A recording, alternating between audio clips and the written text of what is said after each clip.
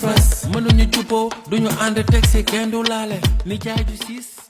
non koor ren gi moom Fall ambiance totale. Mbaye premier jour koor. waaw nga ñëw heure bii. ambiance totale. non yaa ngi ëppal de jour koor yi njëkk yi day metti. damay tàng xol. deewa may nelaw ba heure ndogu jot ngay soog a ñëw. tey rek la léegi c'est-à-dire programme bi ma teg ci koor gi laa la indil tey. comme ay bongokat laa bëgg ambiance maximum d' ambiance. tey ci koor gu ren gi. koor gi waaw ndax kooru daaw gi ambiance bi fi mu tolloon dama ko xeet. nga bëgg a yéegal mu bëgg a yéegal niveau bi yokku def ko dool ci beneen 3 centième laa ci bëgg a dool encore. yaa ngi dégg si biir koor gi. c'est-à-dire ba pare ambiance bu amee ba pare xale jigéen il faut ñu ñëw ma créer fi ay défilé de mode guddi gi des fois bu ñu dogoo ba pare kii jaar ñi dox yore kii indi bisaab bi kii indi buy bi kii indi saucisson bi. koor nga nekk wala carnaval. koor ok kii indi buy bi ak kii même kenn du ci bokk ak sa morom nga tànnaale ki nga xam ne moom ngay célibataire ci weeru koor baaxul ba pare yow da nga gaaw a takk. yow da nga gaaw ci takk yow yaa ngi signé divorce. loolu sa yoon nekku ci. yaa ngi tuub li mooy sa décision ren. non waa dama la pareegu ma gis nga xale bi dëkk si fii. waaw tuxu bees. xees ki waaw borom ansi. waaw mooy ndogu si tey. man damaa woor Mbaye. waaw invité ku la neex ndogu. invité leen ku la neex man sama néeg bi du ma fi génn. aw ba sama ndogu fii dama koy indi.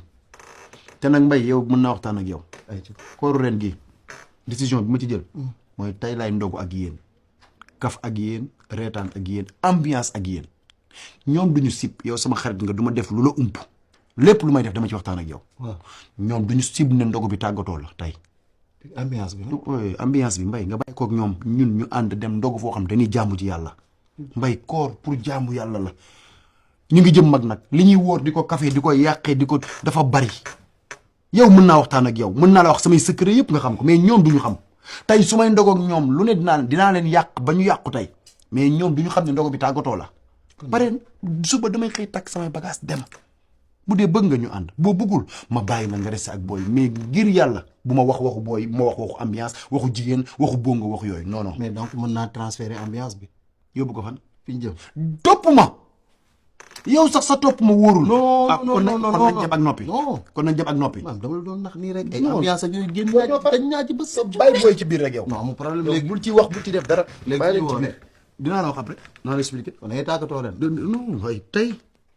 ñun ndogu bu neex la ñu ndogu tey. ma dem ci saal bi. xoolal bàyyi leen ci biir rek. lante. yaa fi ne de. yaa barki yàlla. may nootu. yaa fi ne. ngay jiite. yow rek laa wóolu. bu ko kenn yeegal. non yow seereel. moo dàq fen booy yi lii ma ko wax nii bu génnee ndeysaan man xam naa sama fenkat de maa ko sexal nii pour mu sex nii bu génnee yaakaar ni sib ma fekk sib naa bu yàgg doo xam sax fu may ndogo dinaa dem ba kusaan naar booru maatam yooyu na tàng na metti na kooru ren gii sama koor la.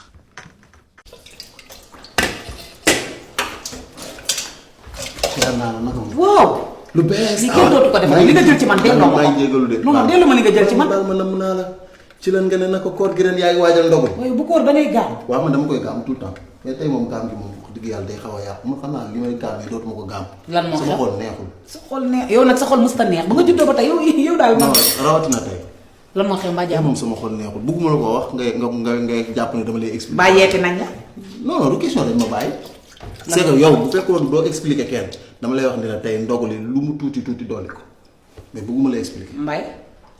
bilaay bëgguma la non non expliquer. mais xaaral yabee la nga dugg sama diggante ak yow. da nga mës a wax mu génn. non mais c'est que waxu jàmbur la aw ma droit ñëw fekk la nga toog. manaan la yokkul ndogu li bu doon ñaar la nga def ko ñett parce que Aba tey mooy dernier ndogom. mais comme téewoo sa làmmiñ du ma la ko wax. tey mooy dernier ndogo. sa làmmiñ baax. Baye yàgg nga fi.